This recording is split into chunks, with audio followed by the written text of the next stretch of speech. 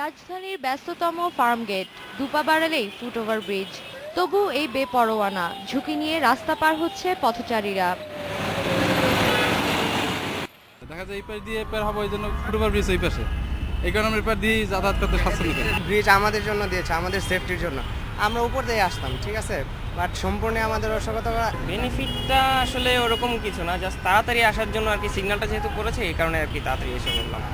এমন বাস্তবতায় মানুষকে সচেতন করার প্রচারণা নেমেছে পুলিশ। 25শে নভেম্বর থেকে এক সপ্তাহ ডিএমপির ভ্রাম্যমাণ আদালত থাকবে রূপসী বাংলা হোটেল থেকে ফার্মগেট পর্যন্ত।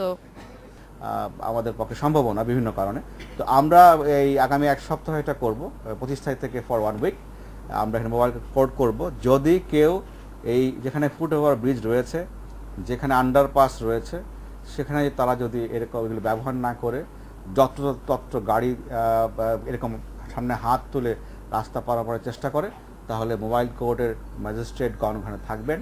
তারা তাদের বিবেচনায় তাদেরকে শাস্তি দিতে পারবেন। শাস্তির পরিমাণ হতে পারে 200 টাকা জরিমানা অথবা 6 মাসের জেল।